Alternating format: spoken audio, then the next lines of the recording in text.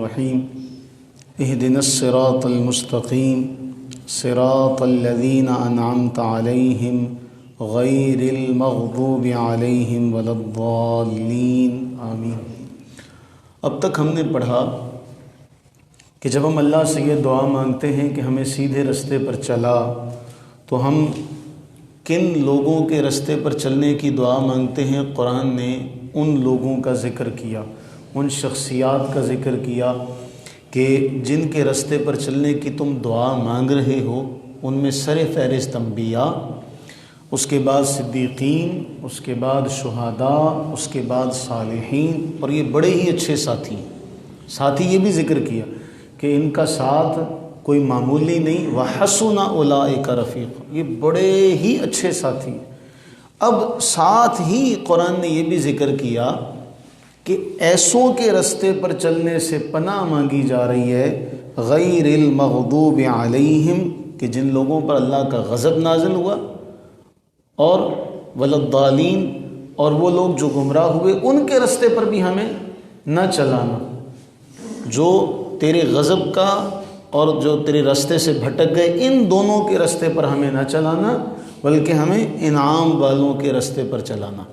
اب سوال یہ ہے، جیسے قرآن نے اس کی وضاحت کی کہ انعمت علیہم کون ہے، قرآن نے اس کی وضاحت کی، بڑے آسان انداز میں کی، تو قرآن ہی میں اس کی وضاحت بھی موجود ہے کہ مغضوبی علیہم کون ہیں اور ضالین کون ہیں۔ قرآن نے اس کے بارے میں بھی بڑے واضح طور پر یہ جملہ کہا۔ اب موجودہ دور میں یہود و نصارہ جب وہ کہتے ہیں دیکھیں جی آپ کی تو چونکہ اب جدید دور ہے نا، اور جدید دور میں بدقسمتی سے مسلمان اپنے شعار سے پیچھے ہٹ چکے ہیں، اور جو ان کے مغربی آقا ہیں وہ ان کے اوپر اپنا اقتدار جو ہے وہ قائم کر چکے ہیں۔ تو اب یہ کیسے ان لوگوں کو کہیں کہ جی قرآن جو ہے وہ تمہارے بارے میں یہ باتیں کہہ رہا ہے؟ تو کہتے ہیں نہیں جی یہ معنی نہیں ہے۔ تو قرآن کریم میں جا بجا قرآن نے اس کو ذکر نہیں کیا، قرآن نے کہیں بھی یہ نہیں کہا کہ مغضوب اور ضالین یہ لوگ ہیں، قرآن نے اس کی نشانیاں بیان کی ہیں باقاعدہ۔ اب جب قرآن نے نشانیاں بیان کر دی، یہ ایسے ہی ہے جیسے کوئی چوری کا مسئلہ پیش ہوا تو امام صاحب نے کہا بھی وہ دیکھو جی نماز تم میں سے کوئی بھی پہلے چوری کر لیتا ہے، اور جو پر ہوتا ہے مرغابی کا وہ اس کی داڑھی میں لگا ہوتا ہے، اور اسی حالت میں وہ نماز پڑھنے آ جاتا ہے، تو چور جو تھا وہ فوراً اپنی داڑھی جو تھا جھاڑنے لگا، کہنے لگا پکڑ لو یہی چور ہے۔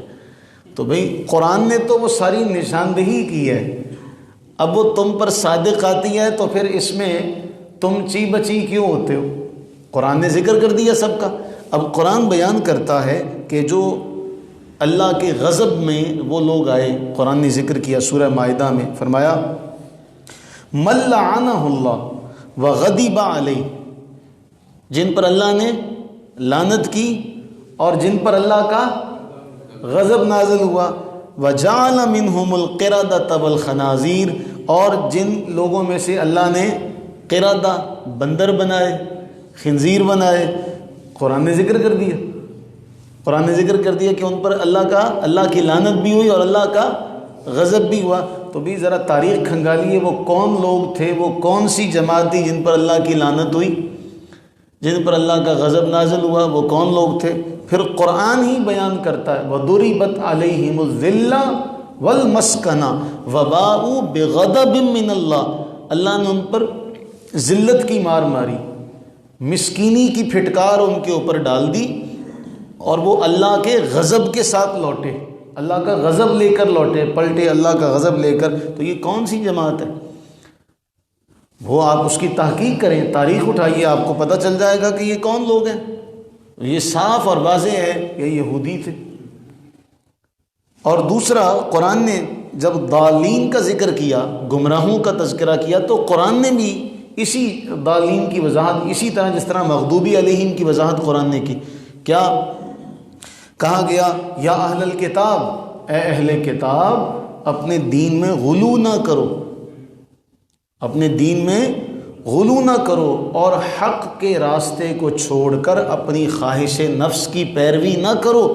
اگر تم ایسا کرو گے تو پھر قرآن نے بیان کیا قد دلوا من قبل وَأَضَلُّوا كَثِيرًا، کہ تم سے اس راستے پر چلنے والے، کس راستے پر؟ جو خواہش نفس کی پیروی کرنے والے، جو اپنی خواہشات کا معبود بنانے والے۔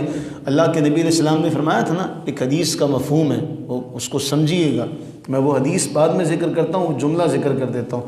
کچھ لوگ ہیں جو اللہ کے بندے، اور یعنی کچھ لوگوں کا خدا رب العالمین کی ذات ہے، اور کچھ لوگوں کا خدا روپیہ پیسہ ہے۔ اللہ کے نبی علیہ السلام نے تعیس عبد الدینار و تعیس عبد الدرہم، عبد دینار، عبد درہم سب سے بدترین آدمی ہے، سب سے برا آدمی ہے۔ تو وہ کچھ لوگ جو ہوتے ہیں وہ روپے پیسے کو اپنا خدا بنا لیتے ہیں۔ تو قرآن کریم نے ذکر کیا کہ جو لوگ اپنی خواہشات کی پیروی کر رہے ہیں وہ پہلے سے، ان میں پہلے بھی لوگ گمراہ ہوئے، یہ بھی گمراہی کے راستے پر چل رہے ہیں۔ فرمایا نا، ان کی خواہشوں کی پیروی نہ کرو جو پہلے سے گمراہ چلے آ رہے ہیں، اور جنہوں نے بہتوں کو اللہ کے راستے سے بھٹکایا اور جو خود بھی اس کے راستے سے بھٹکے۔ تو پھر قرآن نے یہ ذکر کیا، یہ کون لوگ تھے؟ یہ عیسائی تھے، جنہوں نے عیسیٰ علیہ السلام کو اللہ کا بیٹا قرار دیا۔ قرآن نے ذکر کیا کہ ان پر اللہ کا غضب نازل ہوا، یہ راستے سے بھٹک گئے۔ اے امت محمدیہ علی صاحبہ الصلاۃ والتسلیم، اب تم رب کے دربار میں کھڑے ہو تو رب کے دربار میں کھڑے ہو کے یہ دعا مانگو کہ اے باری تعالیٰ، ایک طرف وہ نبی کی قوم جو نبی کے راستے کو چھوڑ کر اپنی منمانی کرنے لگ پڑی اور ان پر اللہ کا غضب نازل ہوا، انہوں نے نافرمانی کی نبی کی، ہمیں ان کے راستے سے بچا لے۔ دوسری طرف وہ جنہوں نے نبی کے راستے سے انحراف کیا اور نبی کو ہی خدا بنا بیٹھے، ہمیں ان کے راستے سے بھی بچا لے۔ تو جس طرح انعمت علیہم کی تشریح قرآن میں موجود ہے، اس طرح مغضوبی علیہم اور ضالین کی تشریح بھی قرآن میں موجود ہے۔ تو یہ تو ہیں، یہ اس کا ایک پہلو۔ اب اس کے بعد اس کے جو مزید پہلو آئیں گے وہ انشاءاللہ ہم آگے ذکر کریں گے۔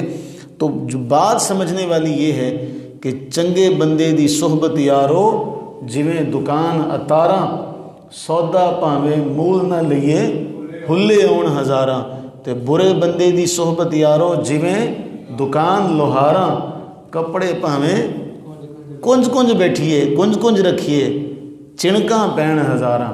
تو انعمت علیہم کے راستے پر چلو گے تو وہ 99 کا قاتل بھی ہوا، نیکوں کے راستے پر جا رہا ہے تو اس کی بخشش کا اللہ نے ایسا انتظام کیا، آپ حیران رہ جائیں گے۔ کل ہم وہ حدیث پڑھیں گے، وہ نیکوں کے صرف راستے پر چلے تو اللہ اس کی بخشش کا ایسا انتظام کروا دیتے ہیں کہ انسان کی عقل دنگ رہ جاتی۔ اس لیے نیکوں کا اللہ ساتھ دے، اللہ بروں سے بچا کے رکھے، آمین ثم آمین۔